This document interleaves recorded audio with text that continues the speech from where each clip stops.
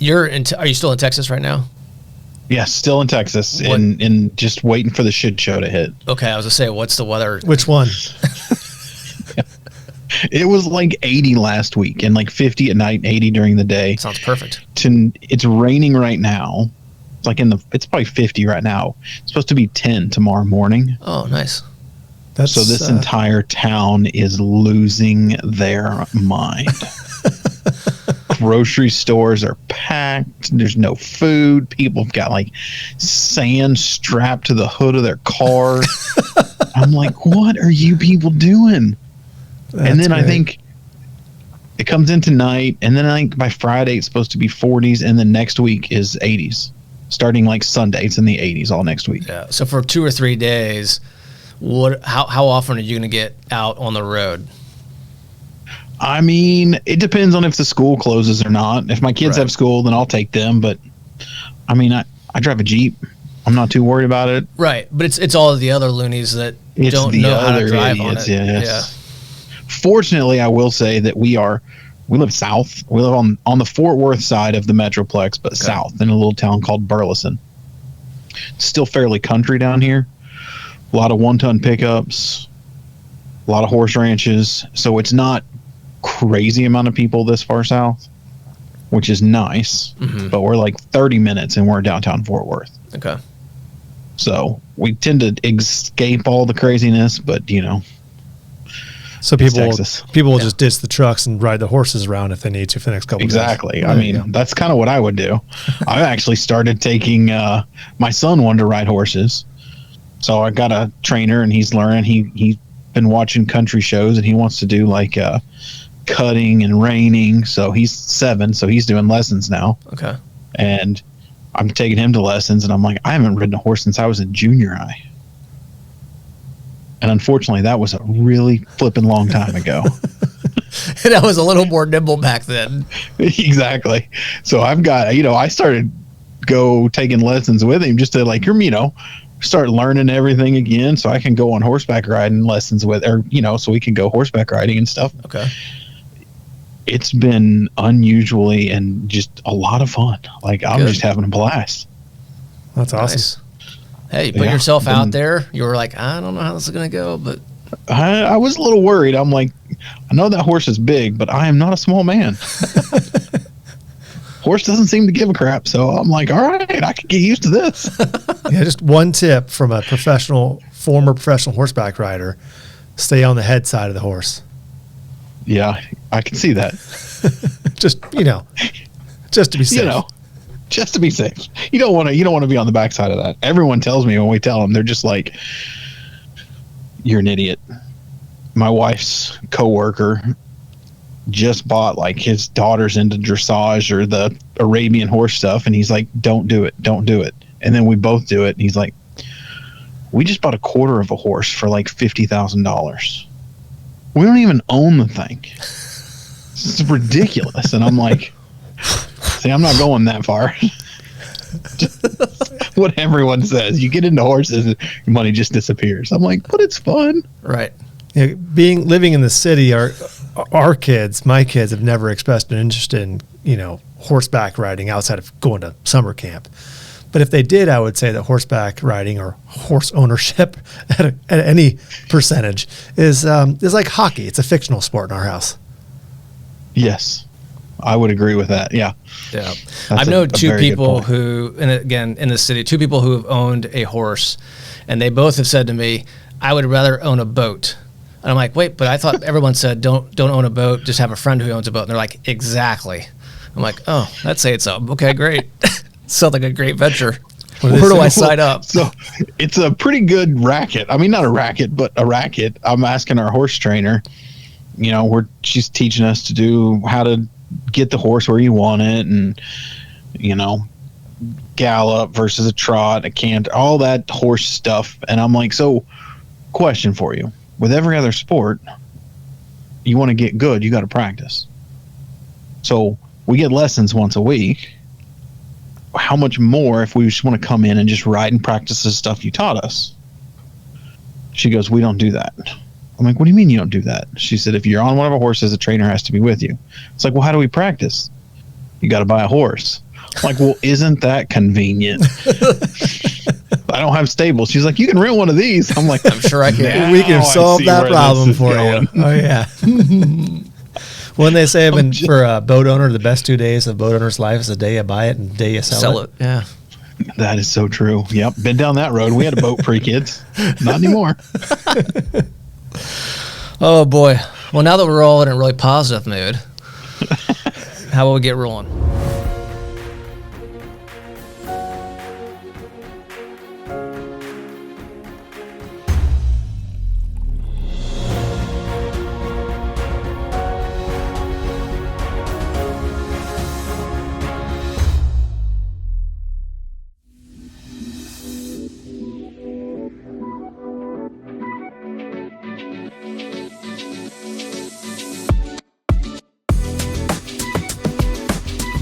Hey guys, welcome back to another episode of the Industrious Podcast. Thank you all for joining us. It's been a little while, so welcome back. We appreciate you guys joining us on this episode, wherever you turn in to get your podcast, or if you're tuning in to the Assessa YouTube channel, thank you for doing so.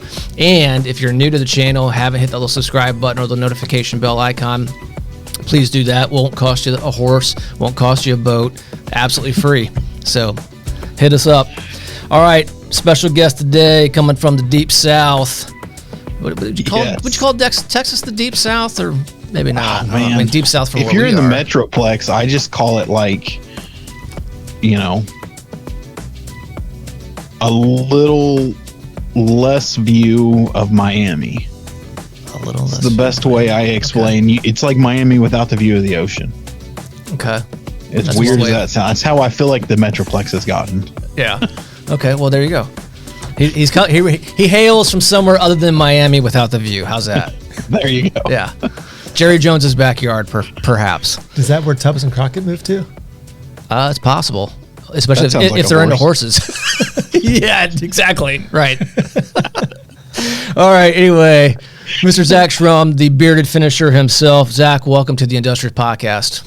Thank you. Appreciate you guys having me on. How is everybody doing today? We are doing well. All right, so we've talked about the current weather in central Texas. We've talked about horses. We kind of touched on boats a little bit. But let's get into some realness, if you will, the reality of the conversation.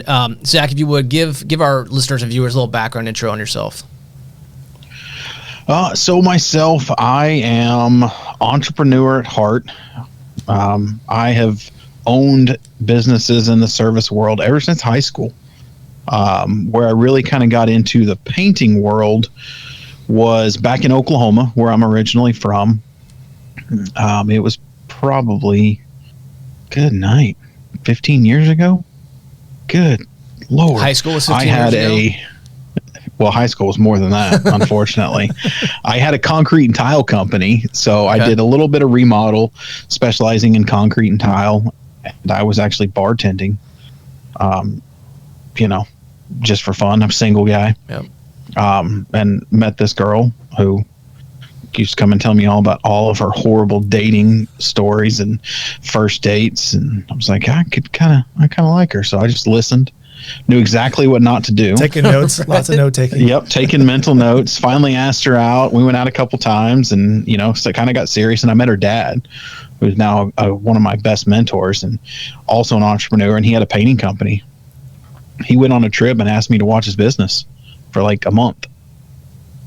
And so I did that, and he had like 6 guys, 3 crews, 2 guys per crew, and all doing mostly res repaint, some new construction homes, custom home builders, but anything and everything in the world of residential painting. We did some light commercial. But so I watched the business for him for like a month, booked a couple jobs, and he came back and he was like, "You booked jobs?" I said, "Yeah, these people wanted estimates, so I gave him a price based on what you said." And he's like, "Cool. I'm going to take one more trip. Will you do it again?" I said, "Okay." But let me see that estimate real quick. Yeah, wait. So he went out and helped his buddy sail his boat from New England down to Miami for like 2.5 weeks or something. He came back from that, and we sat down and had a talk, and ended up merging our companies, and then I basically ran everything for him. And that went on for about a year. And then he said, "Hey, I'm done. I don't want to do this anymore. I want to retire." So I bought him out. And then I had the company for 10 years, 12 years in Oklahoma. And then I sold it. In that time, we grew to 10, 12 guys, and I realized I didn't like working that much. So I scaled it back. We bought a shop focused primarily on high-end cabinet finishing and stuff like that. But my wife is I married his daughter. Mm-hmm. She is in government work.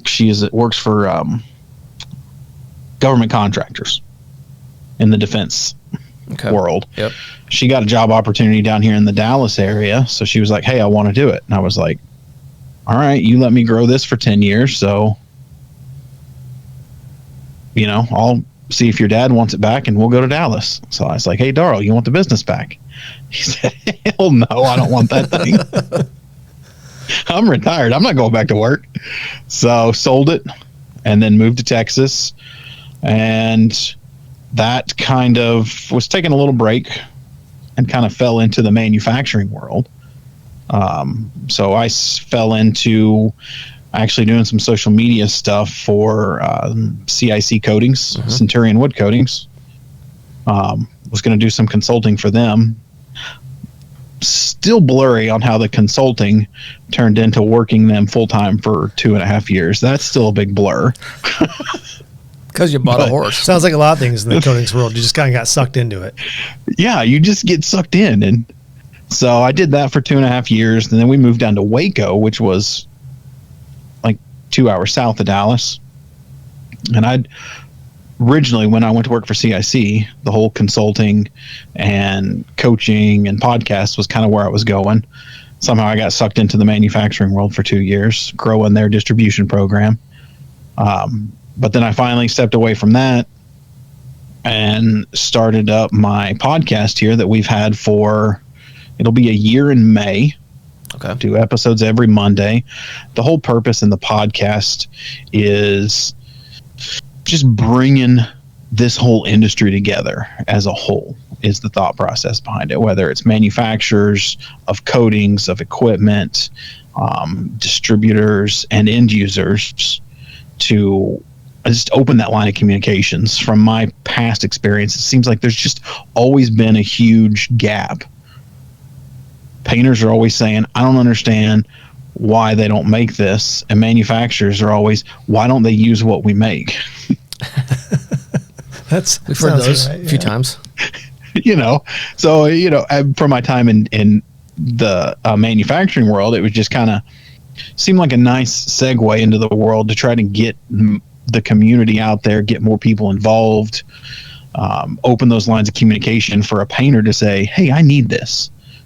As a painter, this is one of my struggles, to have a manufacturer go, "Oh crap, we sell that to this OEM. We didn't know other people would use it." Mm-hmm. Yeah. We've seen that several times where a product, and this probably applies to a lot of industries, not just the coatings industry, but they develop a product with a certain use in mind, and so they bring it to market, and that all works out great. But then they find, "Oh, hey, I could use it for this or for that," and that's where it really takes off, right? It's 100%. I think CIC, the Centurion line, was born in the world of OEMs, and actually the story dates back to they actually designed the product for a company in Arizona that went in and did a nationwide remodel for Starbucks and Victoria's Secrets. Okay. And it was a coating that they were actually putting on the floor. Mm. In every Starbucks. And then they just, "Hey, do you think we could put this on the cabinets and the tabletops?" "Well, let us run some tests." And then they ran some tests. So a coating that was originally done for an OEM to do remodels on wood floors is now all across the country in distribution for cabinets. Yeah, that's pretty cool. I mean, you just never know what's. I mean, I've heard it a million times in the entrepreneur world. Like, you can have a goal of what you want to accomplish, but don't think that line's ever going to be straight. No, rarely. It's interesting the way you describe that, because we're living in that world right now. I mean, having a longer background having a background in industrial coatings, but specifically mostly focused on the OEM side of things. Mm-hmm. And then I know that you all have been through the history, the more recent history, where DC Clark and his team is part of Assessa, and our venture into what we call Assessa Marketplace, which is the world that you live in. There is that gap. There's that gap between the OEM side and, for lack of a better term, what's called retail. Some people might say the pot and brush guys that are going down to the local paint store and doing living room walls and things like that. There's that gap for the professional finisher who's doing, hey, I've got a set of kitchen cabinets. I really love them. I just want them to be a different color. Well, I don't want to rip all my cabinets out and start all over. But how do I get a new finish that looks like it came straight from the manufacturing facility for those cabinets? That there's that gap there between those two worlds, and that's what we're trying to fill that gap, trying to find something that works for one thing, and then maybe you make a couple tweaks to it and reapply it so that it works even better for where people exist in that gap. Yeah, and that gap is growing. Definitely. That gap is getting bigger and bigger as what I call, I don't really call myself what I think I'm supposed to be a millennial, but I don't really identify as more of the Gen Z world.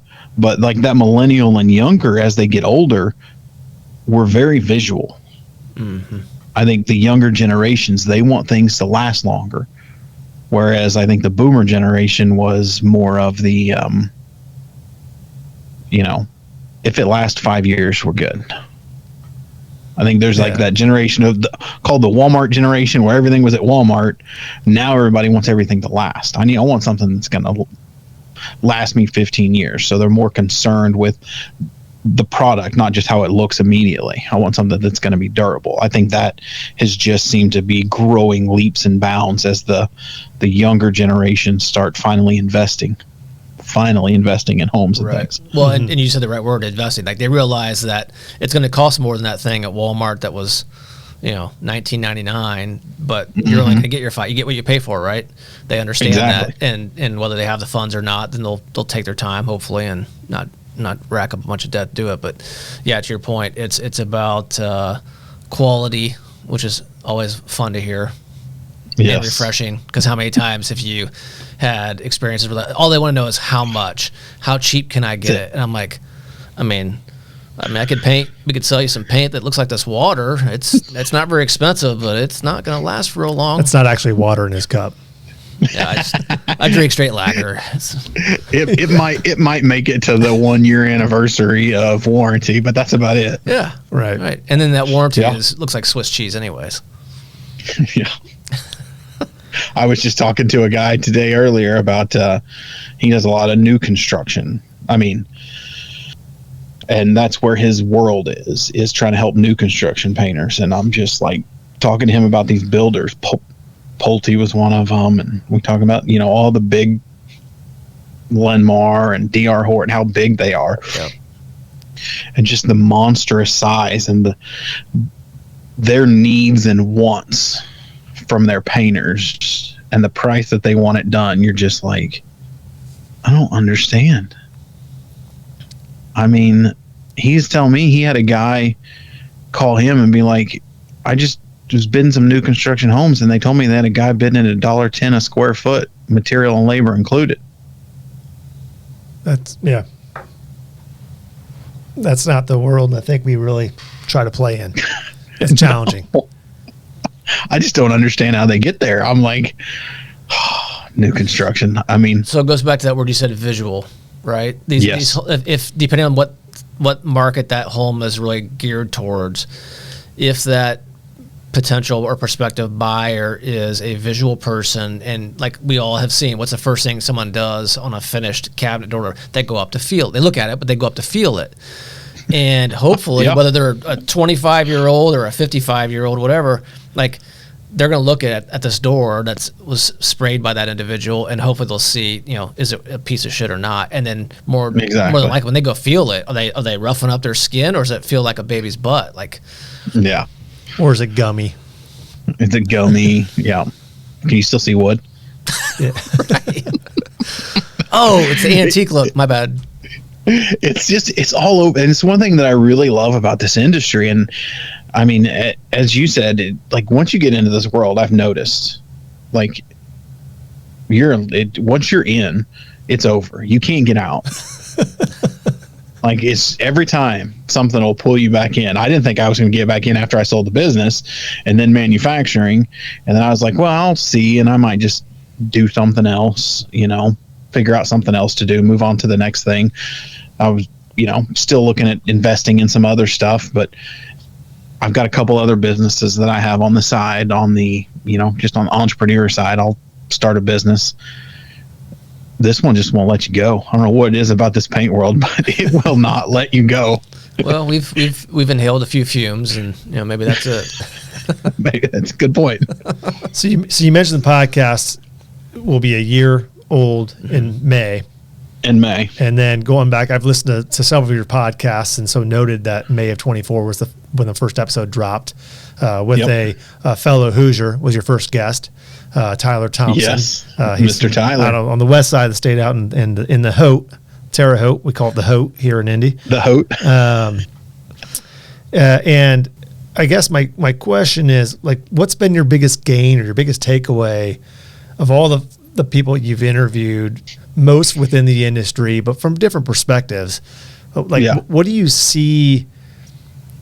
What's had the biggest impression on you? What's been interesting to me even on the manufacturing side, across all aspects of it, is I don't want this to sound negative, but just the lack of business training. Like, it doesn't matter if they're starting a company or if they've been starting a service-based business or they're selling widgets. It just really doesn't matter. But the amount of people that just go into it because they have a great idea, but they don't understand business, cost of goods. They don't understand. I mean, I can't even fathom the amount of painters that I've talked to. Just, what's your hourly rate? Well, for me, it's this. For that guy, it's this. For that guy, it's this. Why is it different? Plumber charges you the same rate no matter who you get. Yeah. What does it cost you to operate an hour? I don't know. Yeah. And then margin versus markup. Yeah, margin versus markup on the manufacturing side. No one really understands it. Like, what's your EBITDA? Didn't finish college. I'll be the first to admit that. But I love the challenge of growing businesses. And in order to do that, you have to have an understanding of the basics. So, like, one thing I think our industry, and something that kind of coincides with more business training for these guys, I think would be amazing. And certifications. You guys know finishing is the only industry that's not in the trade world that doesn't have any type of certification or formal training. Mm-hmm. Any Tom, Dick, or Harry can say he's Jimbo's painting if he writes it on the side of his van. Right. And one thing that everyone screams for is more training, more certification. Like, I think the amount of guys that would say, let's say, Assessa did whichever, pick a coating. Let's go. We've talked about Centurion. Let's do Centurion or ICA, and say, hey, we're going to do a training class. And when you're done, you're going to be Assessa certified to apply these coatings. And we'll put it on our website, Assessa certified. Class costs X amount of dollars and it's 2 days. Blow you away how many people would sign up for that class. Mm-hmm. because these guys want, one, they want that validation for themselves that they're doing it right. But two, that certification allows them to tell homeowners, hey, I'm not Jimbo's painting. This is my passion. I'm investing in myself, and you can see it. You can go to their website and see that I'm a certified painter, level 1, level 2. They all want it across the board. They want it in paint. They want it in equipment. It's one thing I probably get from all of them is we need more certification, even brushes. And that goes back to my mentor. My father-in-law used to, beat up, Travis, who owns Spectrum Paint. He's longtime family friends of ours. More certification classes. You're hiring a new painter. I'd love to be able to send them a day to a Corona paintbrush class or a Purdy brush class, so you know how to cut in walls or how to hold a brush properly. But it just doesn't exist in this world, which is very odd. It's interesting because you had an episode with Corey from Inspired by You. Oh, yeah. She was talking in the first part of the episode about, you're asking her, how did you get into the business? And he went from, I'm probably the way a lot of things start as a hobby, something she liked to do with art and doing some, furniture painting for family members, and then throwing herself into, I'll paint a kitchen. How hard can it be? I think it was kind of the funny, there's some good chuckling. I'm laughing in the car as I'm driving, like, I've heard those words before. I probably said those words before. Exactly. And then found out the hard way how hard things can be. But she was talking about how, like, early in her career, that there just wasn't a lot out there, a lot of content or material on whether it be formal training or just message boards, chat rooms, whatever it may be, to pick up tips. And I think she kind of mentioned she was lucky that she found a mentor or a couple of them to really kind of help her along. And then you could tell that she's obviously been paying it forward by trying to create that information. And if there's one word I would use to describe what I've learned the most the last couple of years of really trying to learn more about what we would call the professional contractor world, is community. I mean, when you're dealing with OEMs, it's truly like B2C. Sometimes you're dealing with, if it's a small manufacturer, you're dealing with the decision maker / owner right there. If it's a larger manufacturer, you're talking to either purchasing department or finish room manager or production manager, or whatever it may be. And it's very isolated. You're dealing with that one customer, and what you learn there, you can't necessarily go share wholesale, because there's, not to say there's a signed NDA, but there's a respect of, I'm not going to give away what you're doing in this manufacturing plant and take it over there.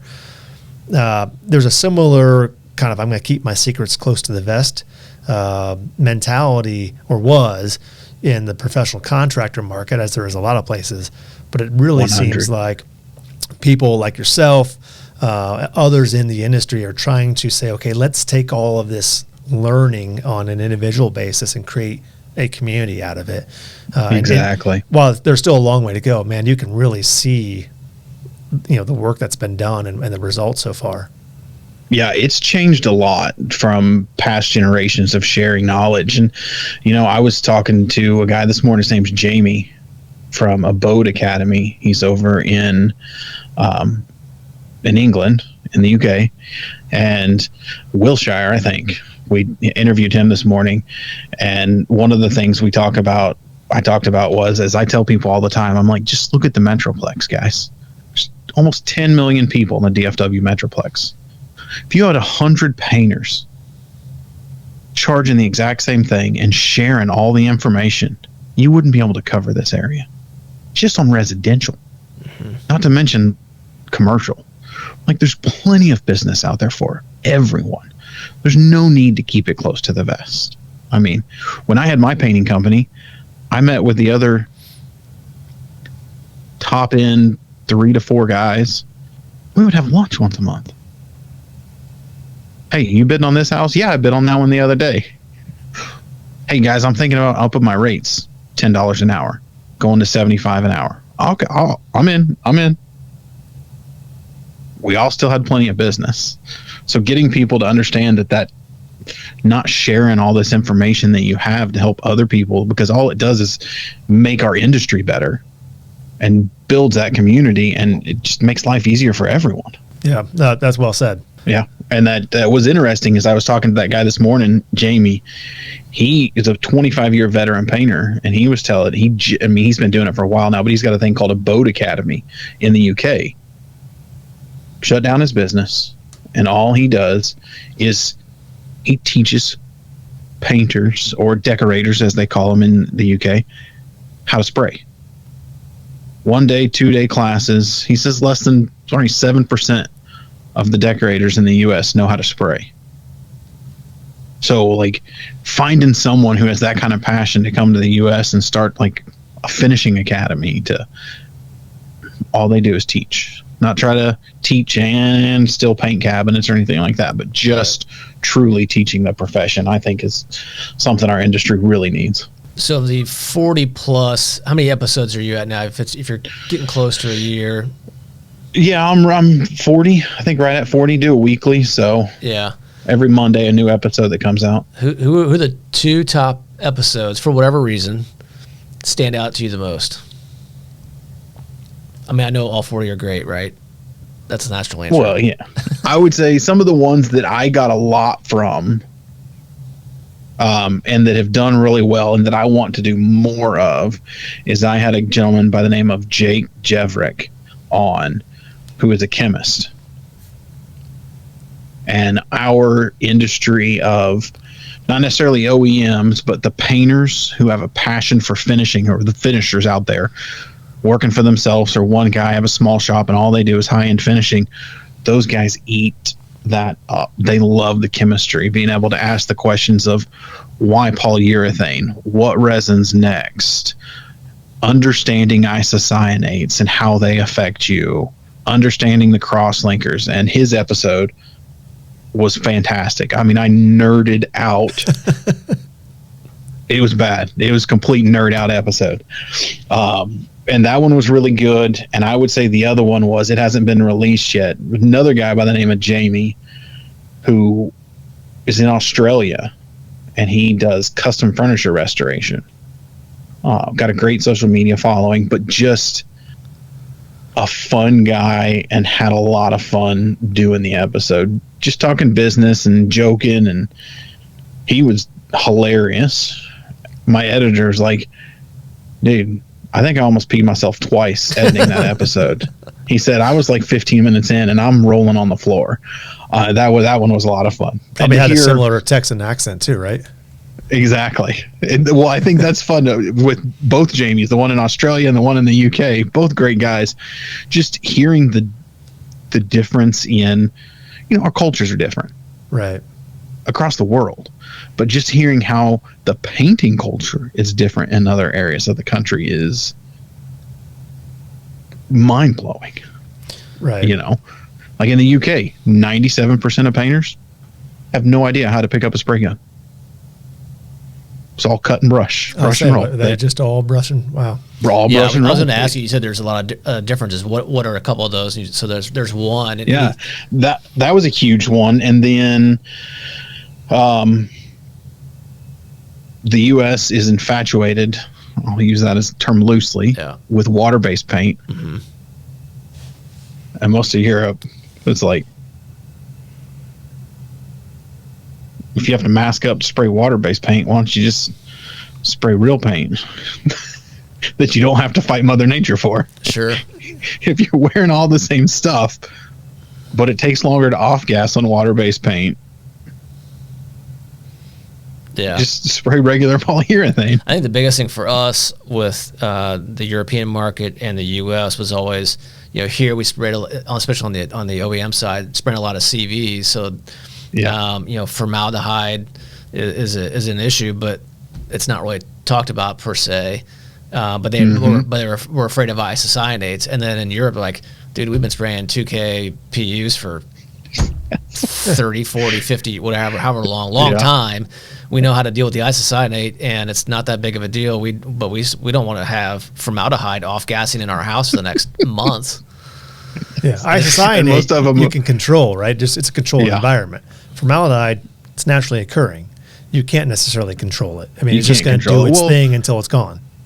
And what I used to always say is people, always freak out about isocyanates. I mean, they're always like, oh, that stuff causes cancer. I'm like, 30 years ago, aliphatic isocyanates were wildly unregulated, probably longer than that. And yes, now they're aliphatic, they're water encapsulated, they don't float in the air. Like, it's not the 30, 40, 50 years ago isocyanate that everyone has their brain wrapped around that was causing people to die of cancer. But it also doesn't smell like formaldehyde. But those guys over there, they spray, when you say water-based, they're like, I mean, Jamie today, he's like, I just don't, it's 4 degrees Celsius here. I can go spray a 2 kPu and put a little faster dryer in there, faster retardant in there, and it's going to be dry to touch in like 15 minutes. Mm-hmm. I got to wear the same mask and the same protection for water base, but it'll never dry because the coating's too cold because it's 60% water. I just don't understand why you would do that. Yep. Yeah, we always say you got a booth, you got ventilation, you got a mask.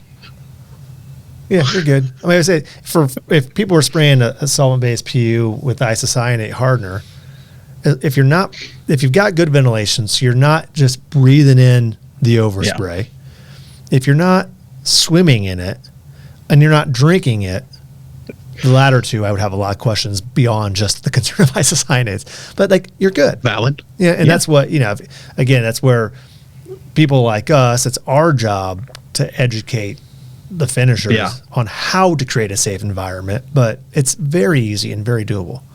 Yeah, Jake, when I was talking to him, he put it very well. I think he and I were talking, I can't remember if it was online or offline, but he was like, what I tell people is isocyanates, the new isocyanates, they're encapsulated. Most of them are aliphatic. They're not aromatic. So you got to have that chemical reaction with the base to kick off. They react with water for the water-based ones, and the reactive are there. But he's like, if you're sitting in LA traffic with your window down for 2 hours, you're getting more toxins in your body than if you were in a spray booth with no mask on. Like, it's balance. Like, you just have to be smart. I mean, because all these cars are releasing gases into the air all the time that you're breathing in. You're not walking around with a mask on when you're riding a motorcycle or something. Well, I mean, there are the guys that do that. But. All the more reason for you to ride that horse. I mean, other than the methane, but Yeah. That one can be brutal. I know why there's this thing called the sun, so I guess you better not go outside ever again. Exactly. Anyway. I'd say the other thing that I thought was interesting was talking to the guy in Australia. The culture over there is he loves the U.S. about how people are, I'm going to hit 3 million in sales this year. How I was like, man, you can do it. How to grow your sales, how to be a better business person, how everyone in America is very focused on promoting everyone else's success and helping people succeed is what from the outside he sees. And I'm like, for the most part, yeah. And he's like, in Australia, if you tell someone you're having an awesome day, you close sales, or you're going to do $1 million, like you're considered, for lack of a better term, you're being a dick. You're being braggadocious. You don't talk about business. And he was like, it's no one's like, hey, how'd you do today? Everything going good. People don't care about how your business is. People don't care about anything professional. You don't, outside of work, you don't even bring it up. He's like, and I was like, that's interesting. That is interesting. Yeah. Yeah. I can see both sides. If you're talking about your business in a call it a safe place conversation where you're not promoting yourself or being arrogant about it, and the people that are responding are being supportive, that's great. We need, you want to create a culture where people are helping and supporting one another. But I can also see the dark side of that as you said, someone just being a dick and like, okay, don't need to hear about it. Thanks. All right, good job. Here's your trophy. Here's your participation award. But yeah, I mean, I can see both sides of it. He thought it was just how he, like, in any setting, he says you just don't they consider it braggadocious. Like if you're in a community, it's like, how's business going today? You ask someone there how business is going, they're going to look at you like, yeah. Huh. He said it's interesting. He's like, he said, I love the supportive and the community that America is, very go get it. He said, in Australia, it's put in your time, shut up, and go home. Yeah, that's fair. I could use a little bit of that. I mean, I think we all could use a little bit of that. Yeah. Those are probably two of the key things that I've found very interesting. And, some other stuff that I found out along the way, which I can't think of anything off the top of my head. Learned a lot more about Vero metals. That has been a huge one. I mean, that stuff has taken off like crazy. Mm-hmm. Man, that liquid metal coatings is just exploding. Where do you see it the most being used that kind of took you by surprise? It's just kind of exploded in the commercial world. Like I could see it in like the expensive homes. You want something nice, or you want a banister that's curved. You want it to look like brass, but you don't want to pay for a solid brass. Mm-hmm. You can achieve a lot of effects, but in the commercial world, it is really exploding for like restaurants, doing even offices, doing signature desk and almost like artwork pieces that these guys are putting out. It's crazy. Yeah. We're seeing, in the kitchen cabinet side, people that used to have, event hoods fabricated. Mm-hmm. And now it's, we're going to build it out of wood and put a metal coating on it, or, resembles metal, whether it be anything with metallic type of flake to make it have a gold appearance or silver or whatever. Yeah. Because it's a lot less expensive, or it can be more sustainable in certain ways, or get more creative in a lot of ways. Yeah. Then you can do whatever you want with it. And this new stuff, I mean, I think there's like 3 of them in the U.S. now that are actively selling within the U.S. market. They're all from Europe. It's just crazy that it's like I tell people, I was telling the guy in Australia, because he'd never seen it. It's ground aluminum or magnesium or steel in different microns, and then a binder. You spray it, the binder evaporates, and you're left with said metal. Mm-hmm. Like it's going to tarnish in every way that metal does. It's going to, unless you put a clear coat over the top of it, or, you can accelerate it. You can add patinas to it. But when it's done, for every sense of the word, it's brass. It'll patina just like brass or copper, whatever. I don't think the gold one's actually gold. If it is, then they're way underpriced. But you need to get online, buy some. Yeah, let's go buy some right now. But the stuff that they're doing with it is just blowing me away, and how these guys are finishing it. These guys that have really honed into it. It's really, really amazing seeing new stuff like that come in. I played with it a little bit, but man, it's just fascinates me getting this new stuff coming out.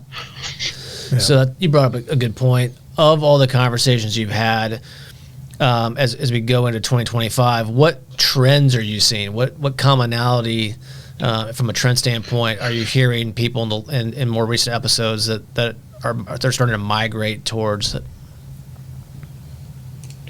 I would say the trends that I'm starting to see stains coming back. Mm-hmm. Starting to see a lot of guys talk about staining a lot more often. The other one that I'm seeing, which is feels good to my manufacturing and finishing heart, is a lot more of your finishers, even your painters who are wanting to migrate over into the finishing world, are wanting to get into the world of making their own stains, having a little more control, even mix their own colors. I'm seeing more and more guys talking about bringing in some colorants so they can do their own color matches.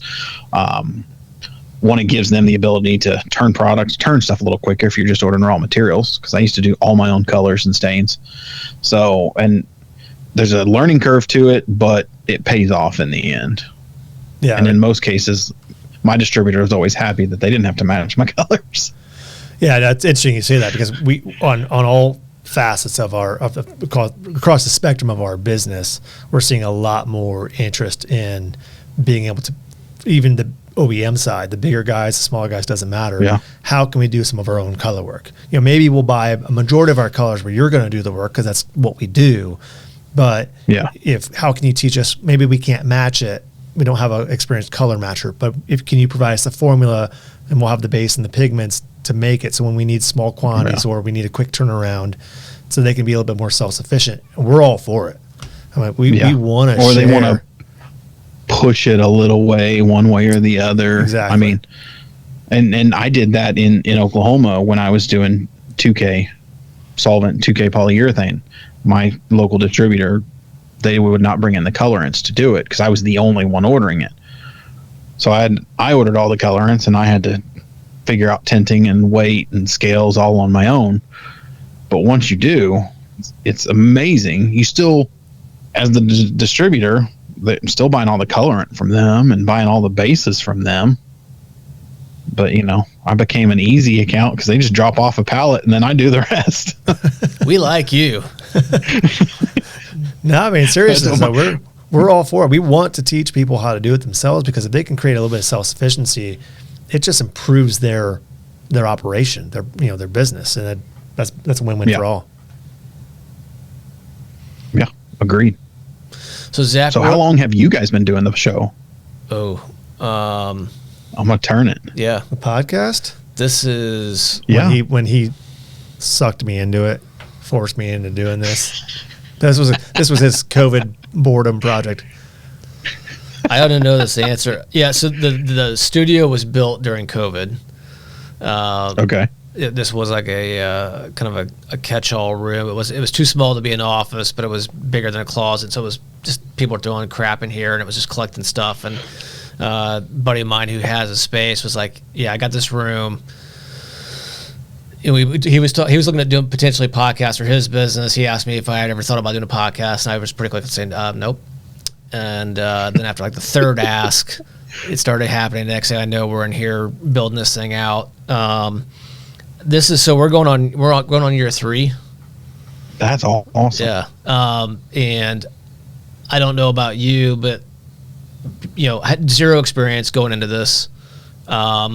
Yeah. And it kind of has its peaks and valleys like everything else, but certainly enjoyed doing it. The stories that we've heard, the things that we learned just through just natural conversation has been great. And so I think what you've also probably learned is just like a business podcast is started every day, right?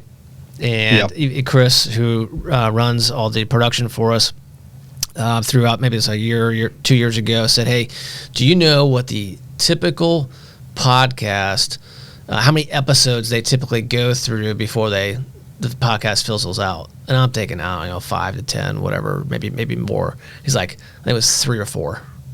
I go, "That's it?" Yeah. He goes, "Yeah." I'm like, wow.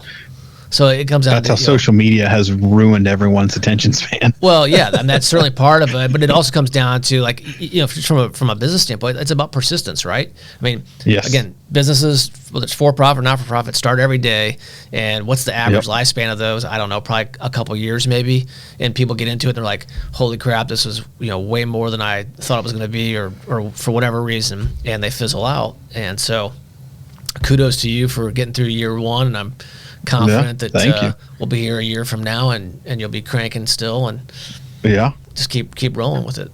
Yeah, I was listening to Cody Sanchez. She's a gal online, talks about entrepreneurship, and she's like, there's one trait, a single trait doesn't matter, all entrepreneurs, that relates to their success. It's not money, it's not power, it's not who they know. You ask any of them, doesn't matter how big or small their business is, the number one trait is persistence. Yep. The ability to not quit. Yeah. Yeah. But you got to trust yourself, huge. Right? Yeah. Yeah. Even when you don't, you got to keep going. I don't know if you read a lot of books or not, but there is one book, if you haven't read it, it's just called Grit. No, I haven't. Written by this female college professor, and it's really interesting. little formula in there that my memory sucks, admittedly so. But there's a little formula in there that she says, here's what grit is, and it's passion plus persistence equals grit. And I'm like, okay, that's it. Good. Because if you really think about the people who continue to do something like this podcast, like we're not making any money off this. I mean, we're not the Joe Rogans or the Kelsey brothers who just signed some crazy ass podcast. Like that'd be so cool. It would be cool, but it's not going to happen. I mean, don't get me wrong. Yeah, but it's the enjoyment of doing this. It's the enjoyment of listening and learning about other people's experiences and their businesses and what got them there and what keeps them going. And then, but you got to keep doing it, man. Yeah, I have people ask me all the time, man. You got to make good money on that podcast. I'm like, crickets. No, like, how do you think a podcast makes money? Like, you think Spotify's sending me money? No, I'm surprised I don't have to send them money. Like, that's not how this works. But Zach, if you put Spotify's logo on the side of your horse, maybe that's good. That's a good idea. Have it burned in. Yeah, generate some sponsorship dollars. That horse is like, nope. If you're gonna brand me, you better give me a cut of that. You. It's interesting because now I've grown the podcast, and so this next year I'm kind of, I would say, taking the next step towards you guys is putting out feelers about, I'm doing sponsorships, looking for corporate sponsors to sponsor the show. So like right now I record every day, Tuesdays and Thursdays. I live in a motorhome. I live in a 45-foot tour bus. We travel a lot. So I set it up. There's a lot of square footage on that RV, man. I see signage opportunities. Yes, that is very true.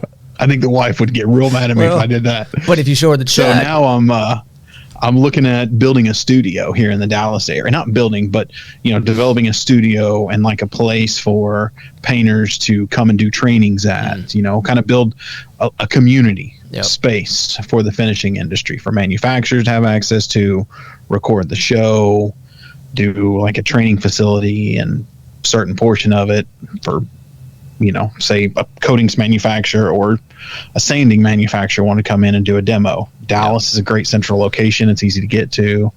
So that's really the core focus of 25 is getting those corporate sponsors that'll allow me to build that facility out and get to that next level. Well, that sounds good. And maybe actually not be negative, but be at zero, Well, that's always a plus. It's a good start. Baby steps. So. I will say, steps, when you're talking about building a studio out, when going back to this situation, when I finally said, okay, yeah, I'm interested, I go, but here's the deal, and I realized what this is going to do. I said, what I don't want, I said, if we're going to do this, we're going to do it right to the extent that we can. But what I don't want is like two dudes at a table with an iPhone. Like, that ain't going to last long. No. That's going to last 3 or 4 episodes and we're out. So we did, and of course, like most project, the budget was like, oh shit, I thought this was the number, and now we're at double that. But anyway, I mean, I've been building my equipment list and trying to get a whole set list built out for stuff to do like a 3-camera setup and TV, get it all built out with the furniture and everything. And you're just like, gee, mini Christmas. Now I understand why these what do they call them? These co-working spaces. Mm-hmm. I'm like, yeah, it's cost effective. Now I understand why it's so expensive, why the memberships are so expensive, because this crap is not cheap. Yeah, it adds up. If you would like, Chris, who's our production guy, can connect the two of you guys via email. And if you want, you guys can converse about equipment. Yeah, I'd love to pick his brain a little bit. Dislikes, tips, tricks, whatever. Yeah, I found a nice place here in Dallas that I use currently when I need it. I did an on-person one with a guy out of Utah who does plasters. No, Montana. He was flying into Dallas for something, and I found it's like a co-working, and they have 2 podcast studios. So for the time being, I'm like, if I do an in-person one, I book it there. It's not horribly expensive, but the whole goal is to try and have an independent place that I can go and have a nice little bar at. I mean, so, fringe benefits. The whole premise behind the show is like 2 buddies having a beer or a drink. Might as well supply it. Some people call it liquid courage. Otherwise it's just a business expense. Exactly. Swing lube. Sometimes for the golfers. you need it. Right. All right. Well, Zach, we greatly appreciate your time today, man, and your insights on this industry and just sharing about your background and your story. We really appreciate that. Well, I appreciate you guys having me on, and look forward to maybe doing this again sometime. That would be great. Awesome. Look forward. Let us know how things develop in Dallas as you kind of progress down that road. Happy to chat about that. And then when things come more to fruition, look forward to coming down and paying a visit. Definitely. Excellent. I like it. Cool. All right. And thank all you guys for joining us on this episode of the Industrious Podcast. We appreciate you guys joining us from wherever you get your podcasts, or if you're tuning into the Cessa YouTube channel, thank you for watching. Until next time, folks, don't forget, be industrious.